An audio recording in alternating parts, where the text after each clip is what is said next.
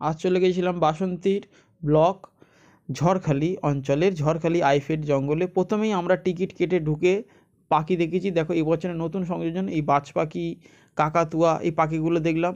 তারপরেই আমরা পাশ দিয়ে চলে গেলাম, গিয়ে দেখলাম একটা হচ্ছে বাঘ, সে কিন্তু রয়েছে। এরম দুটো বাঘ দেখেছি, তার মধ্যে এটা হচ্ছে প্রথম বাঘ। আপনারা যদি ভালো করে দেখতে পারেন অনেকটা ভিতরে, মানে সামনে একটা গেট এই যে আমরা দেখতে পাচ্ছেন, তারপরে আবার একটা পুকুর টাইপের রয়েছে বা ঝিল টাইপের রয়েছে, তারপর আবার একটা গেট, তার ভিতরে বাঘটা অনেকটা দূরে।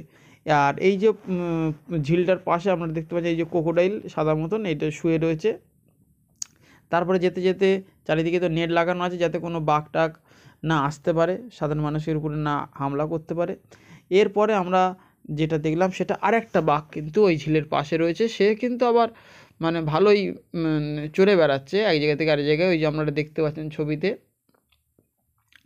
তো সুন্দরবনের মেন যে আকর্ষণ সেই রয়্যাল বেঙ্গল টাইগার সত্যিকারে যে চড়ে বেড়াচ্ছে, দেখলে আপনাদের ভয় লেগে যাবে।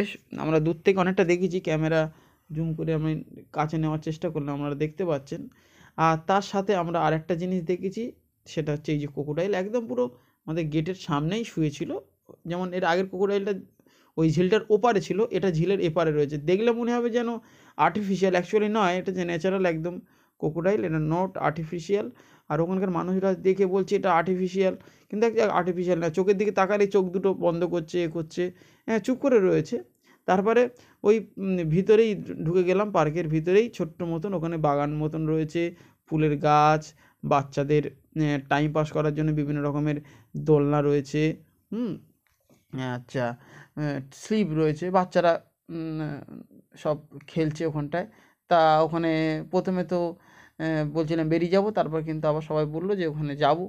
তা ওখানে যাওয়া হলো। আপনারা দেখতে পাচ্ছেন সেই পার্কের ভিতরে বাচ্চারা এই স্লিপে চড়ছে, এই যে দোলনা চড়ছে। ওখানে দু রকমের দোলনা রয়েছে, একটা 12 বছরের উপরে একটা রকমের দোলনা আছে, আর একটা যে 12 বছরের নিচে একটা দোলনা আছে।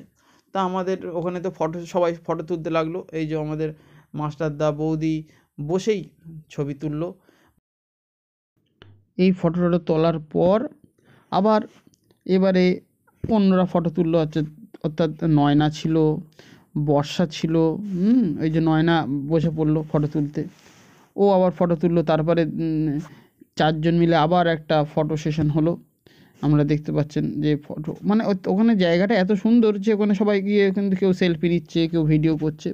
জায়গাটা খুব সুন্দর করেছে, মানে গিয়ে টাইম পাস করার মতন জায়গা। আবার ছবিটা তুলে আবার ওরা দেখছে যে ছবিটা ভালো হয়েছে কিনা, মানে এতটা সুন্দর লাগছে ওখানে। তারপরে আবার এই বর্ষা নয়না তো বসে পড়লো এতে, বৌদিও বসেছে, গিয়ে আবার ঘুরতে লাগলো। আর সামনে ওই পার্কে ঢোকার আগে একটা পুকুর টাইপের আছে, সেখানে কিন্তু একটা কেউ মাছ ধরছে এরকম মনে হচ্ছে। দেখলে দূর থেকে মনে হবে যেন প্রকৃত একদম পুরো মানুষ।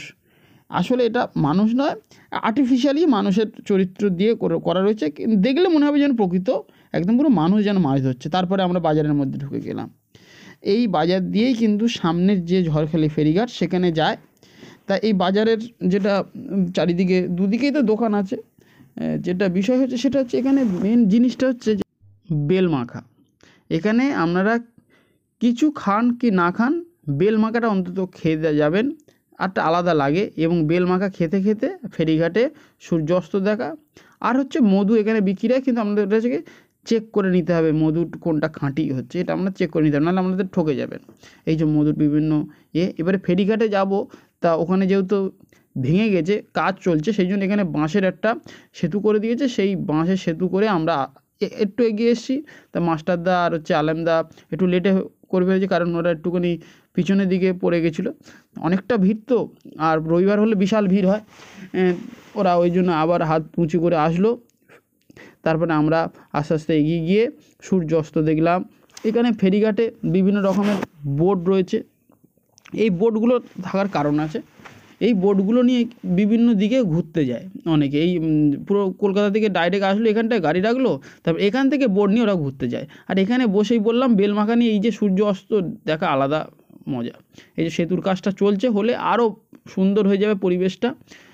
তারপরে এখান থেকে আমরা নিচের দিকে নেমে ভেসেলে আসলাম। ভেসেলের উপরে এসে বিভিন্ন রকমের ছবি টবি তুললাম, এবং এখানে দাঁড়িয়ে থেকে আমরা সূর্য অস্তর ছবিটা আবার নিলাম। এই যে একটা আলাদা লেভেলের লাগছিলো।